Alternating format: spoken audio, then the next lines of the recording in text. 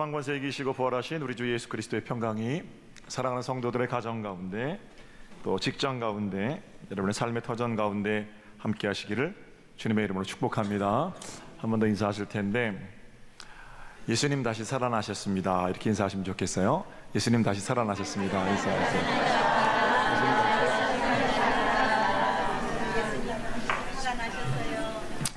오늘 부활절 아침에는 부활하신 주님께서 막달라 마리아와 만나는 장면, 요한복음 20장 가지고 은혜 나누기를 원합니다. 여러분, 성경에서 사도 이렇게 불리는 데는 몇 가지 기준이 있습니다. 그 중에 한 가지 기준이 그가 정말로 예수님을 만났는가 하는 겁니다. 그래서 사도 요한, 대표적인 사도죠.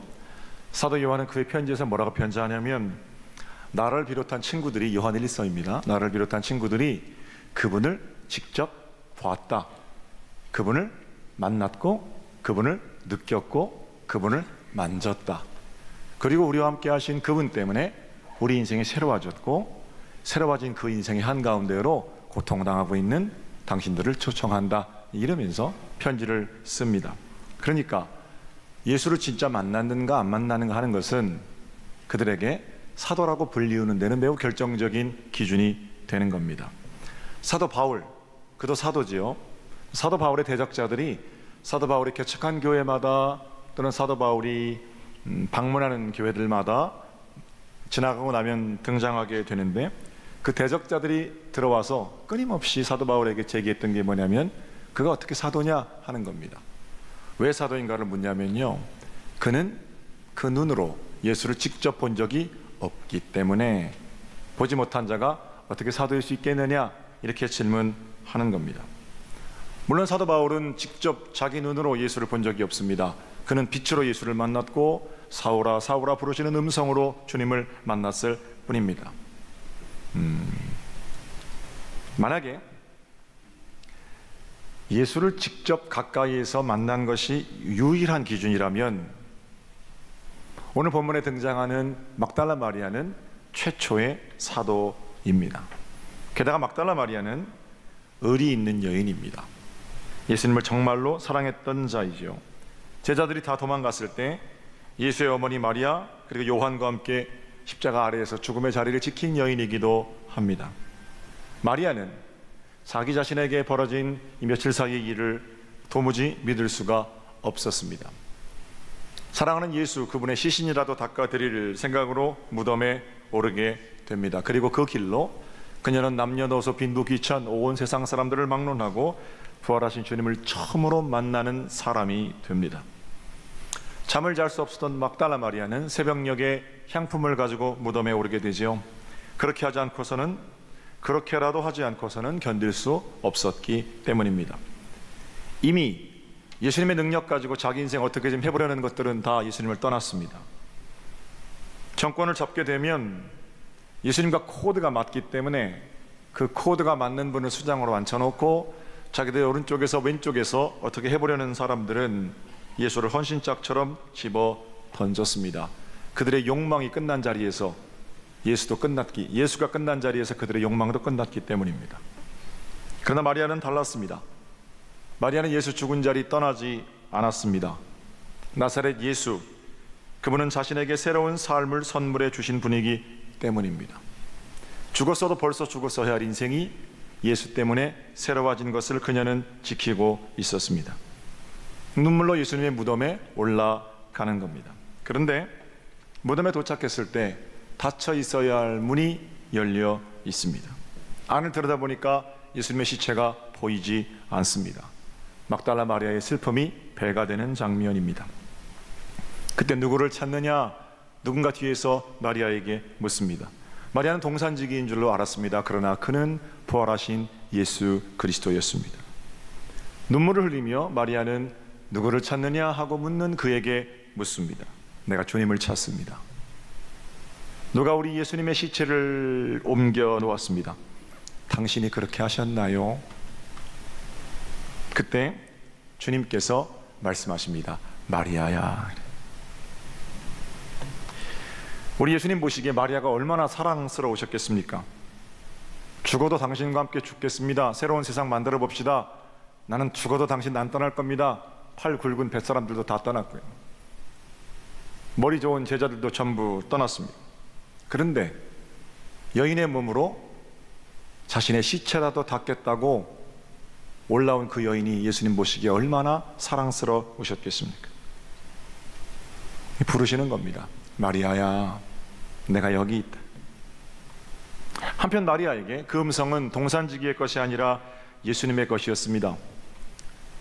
세상에 자기를 그렇게 불러주시는 분은 나사렛 예수 한 분밖에 안 계시기 때문입니다.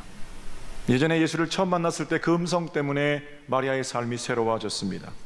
주님의 부르심, 마리아야, 듣고 보니까 눈이 번쩍 뜨이는 거죠.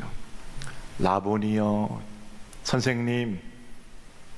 마리아가 평소에 예수를 부르던 대로 그렇게 응답하였고, 그녀는 그날 아침 부활하신 예수 그리스도를 처음 만나는 첫 증인이 되었습니다. 저는 2018년 오늘 부활절 아침에 우리 주님 다시 만나는 복이 성도 여러분들의 것이 되시기를 우리 주님의 이름으로 축복합니다. 구체적으로 세 곳만 말씀을 살펴볼게요. 은혜 나누기를 원합니다. 먼저 11절을 볼까요? 11절. 마리아는 무덤 밖에 서서 울고 있더니 울면서 구부려 무덤 안을 들여다보니, 그러죠. 첫 번째로 우리가 이 장면에서 생각해 볼 것은 마리아가 울고 있었다 하는 겁니다. 마리아의 눈물, 어떤 눈물입니까? 그리스도를 잃어버린 눈물입니다. 예수님 보고 싶은 그리움의 눈물이기도 합니다. 동시에 내가 우리 주님을 지키지 못했구나, 아녀자의 힘이 너무 약하구나 하고 흘리는 어떤 죄책감의 눈물이기도 합니다.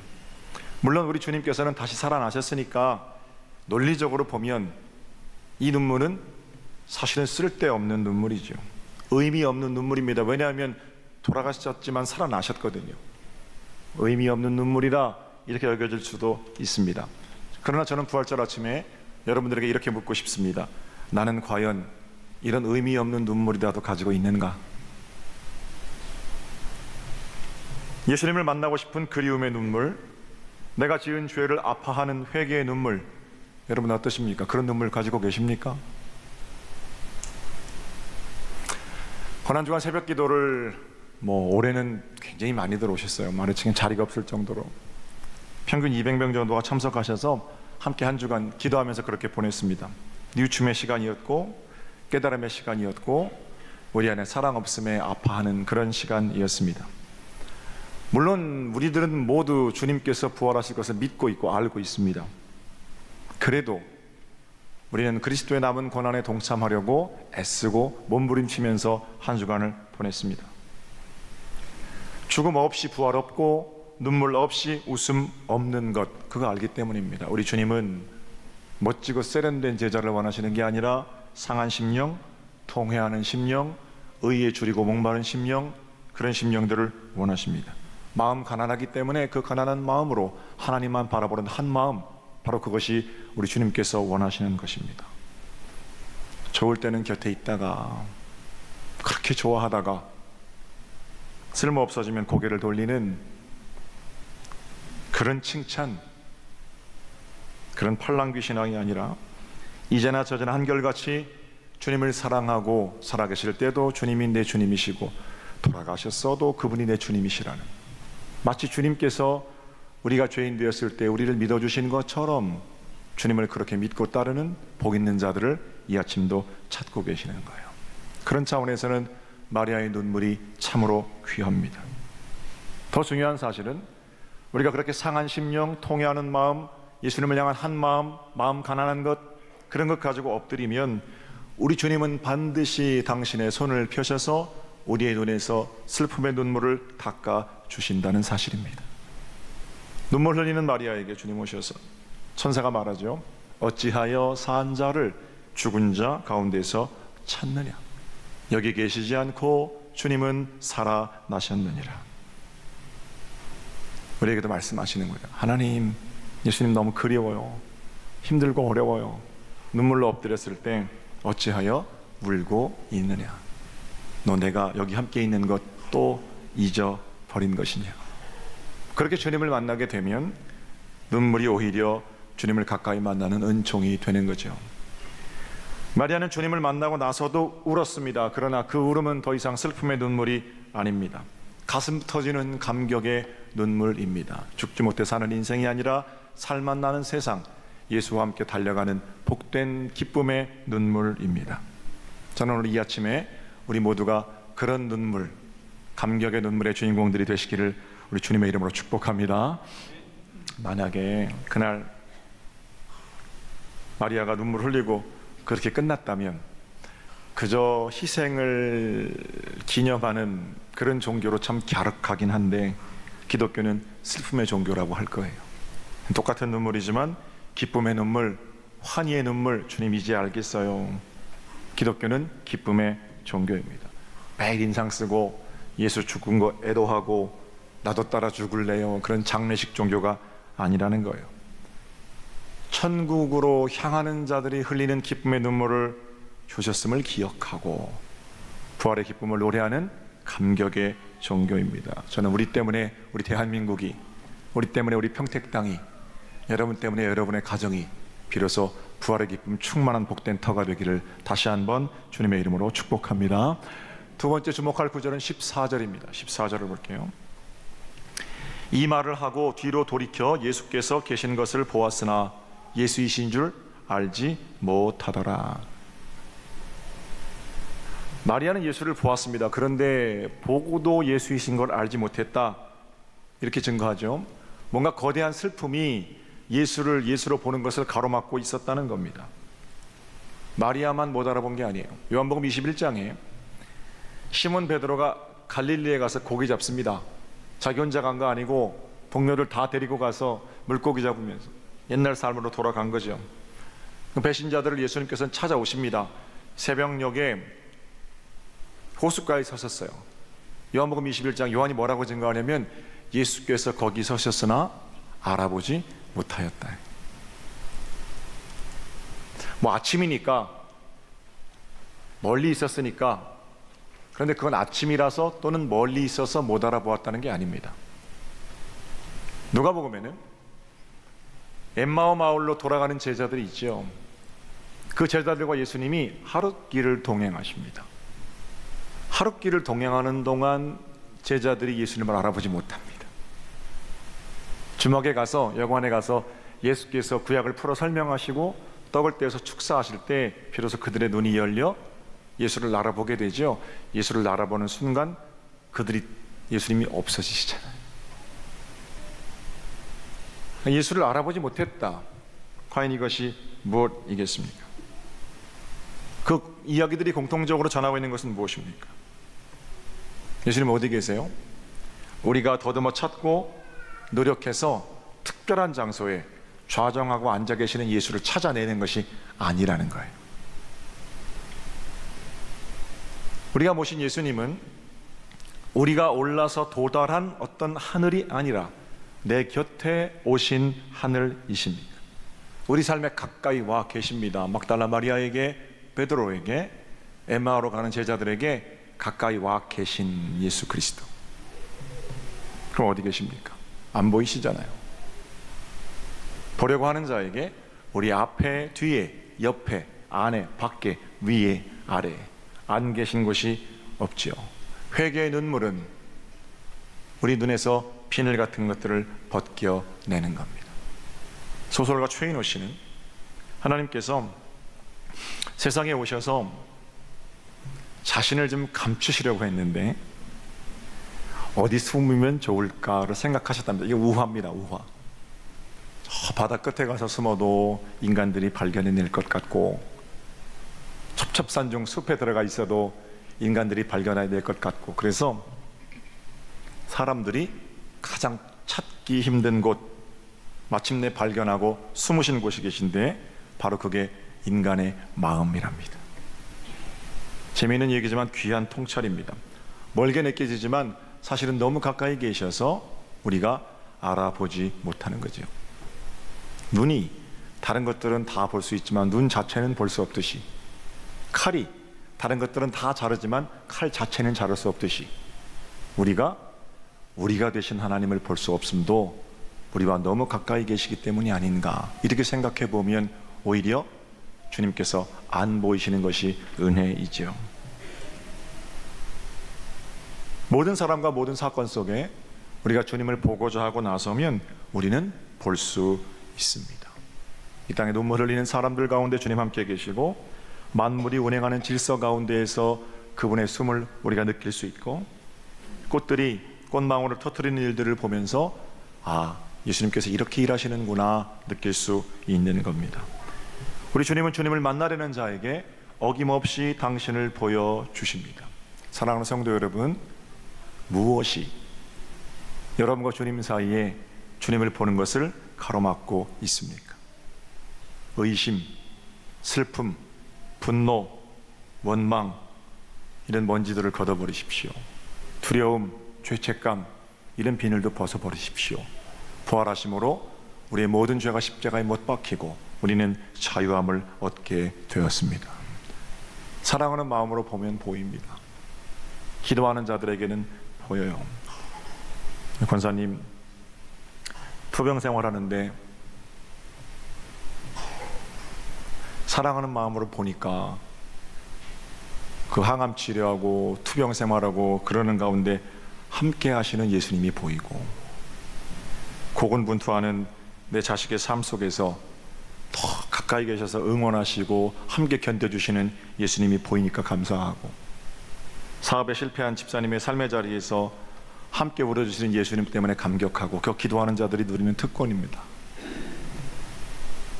하늘 높은 줄 모르고 교만하고 우쭐대는 그런 사람들에게서 탄식하시는 우리 예수님이 보이고, 그렇게 예수를 알아보는 자들이 거룩함을 살아낼 수가 있는 거죠.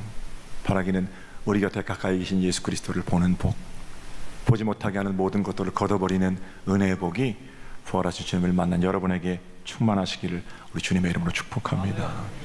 빛이 세상에 왔는데 어둠이 깨닫지 못한다. 요한이 계속 탄식하거든요. 눈과 귀를 열어야 합니다. 마리아야, 왜 우느냐? 누구를 찾느냐? 그 음성을 듣고 주님을 보게 되면 흐르는 눈물 멈출 수 있습니다. 마지막으로 주목할 구절이 16절입니다. 16절을 볼게요. 예수께서 마리아야 하시거늘 마리아가 돌이켜 히브리 말로 라보니 하니 이는 선생님이라는 말이라. 우리 주님 마리아를 부르신 친밀한 음성으로 오늘 이 아침에 저와 여러분을 부르고 계십니다. 내 이름을 부르신다는 거예요. 얼마나 감사한 일인지 모릅니다. 새 학기가 시작이 되면 저는 학생들 이름 외우려고 굉장히 노력합니다. 한 학기 짧게 만나고 헤어질 친구들이지만 선생님 제가 이름 불러주는 거 아이들 좋아하고요. 그렇게 이름 한 번만 불러줘도 공부 더 열심히 합니다. 그래서 선생님 이름만 불러줘도 자부감 생기는데, 우리 하나님께서 우리의 이름 부르시는데 얼마나 감격스럽겠어요. 다메섹으로 가는 사울, 그 사울은 예수 믿는 것들을 잡아 죽이려고 하는 길이었습니다. 예수님께서 야 이놈아 이렇게 하지 않으시고 사울아 사울아 어찌하여 네가 나를 핍박하느냐 그러시죠. 마치 오랫동안 알고 계신 것처럼 핍박자 사울의 이름을 부르십니다. 그리고 그 친밀한 부르심 앞에 사울은 고꾸라진 겁니다. 사울을 죽이겠다고 협박해 보세요. 사울이 고꾸라지나 더 단단해지기만 하죠. 그러나 친밀한 예수 그리스도의 음성을 듣고 사울은 그 사랑 앞에 고꾸라진 거예요. 목자는 양의 이름을 부릅니다. 폭풍 속에 두려워하는 제자들에게 주님 오셔서 안심하라 말씀하십니다.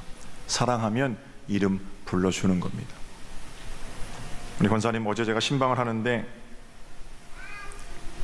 양봉을 한 40년 넘게 하셨거든요. 벌들이 처음에 이제 이렇게 부화한다 그러나요? 태어난다 그러나요? 어떻게 표현하나요? 새끼 벌들이 생기면 그 어린 아기 벌들에게 또봉이, 또별이 이렇게 이름을 붙이신다고 그래요. 사랑하니까 그 작은 생물들에게도 이름 붙여서 부르고, 그게 뭐 다 맞겠습니까? 그래도 사랑하는 마음으로 불러주는 게 사랑하는 자들의 어떤 자세고 모습이고 그렇잖아요. 하물며 우리 하나님께서 아들을 보내시기까지 사랑하신 우리를 그냥 이렇게 다 모아서 동양인들아, 서정교회 교인들아 그렇게 하시겠어요? 아니라니까요. 나보다 더 나를 잘 아시는 친밀한 음성으로 내 이름을 불러주십니다. 목회가 언제 행복하냐면 성도 한 사람 한 사람이 존귀하게 여겨질 때 목회 행복합니다. 그 마음 지켜가기가 참 쉽지 않고요. 제 인격으로는 한 사람 한 사람 소중하게 생각하고 가기 어림도 없습니다. 그래서 오늘도 나를 불러주시는 하나님 앞에 귀를 기울이고 주님의 음성 들으려고 엎드리는 겁니다. 사랑하는 성도 여러분, 주님께서 우리 음성 부르시는데 주님과 우리 사이에 아무것도 들어오지 못하도록 하십시오. 그것이 그리스도인의 품위를 지켜가는 일입니다. 마리아는 마리아야 부르시는 예수님의 음성을 듣고 눈물을 그쳤습니다. 그리고는 그 음성 안에서 더 이상 빈 무덤으로 슬퍼하는 여인이 아니라 세상을 향하여 그리스도의 부활을 전하는 부활의 증인이 되었습니다. 저는 오늘 이 아침에 사랑하는 서정교회 성도 여러분 모두가 부활하신 예수 그리스도를 만나는 복이 있으시기를 우리 주님의 이름으로 축복합니다. 눈물로 우리의 눈에서 그리스도를 보지 못하게 하는 비늘들을 씻어내고 우리의 이름 부르시는 부활하신 예수 그리스도를 의지하여 이제 세상으로 나아가십시오. 예수 그리스도를 목말라 하는 자들에게 그리스도를 보여내는 승리의 걸음이 여러분들의 것이 될 때 여러분들을 통해서 하나님께서 이 땅을 새롭게 하시는 역사를 계속해 가실 겁니다. 기쁜 소식을 가지고 나아가서 승리하는 여러분의 삶이 되시기를 다시 한번 우리 주님의 이름으로 축복합니다.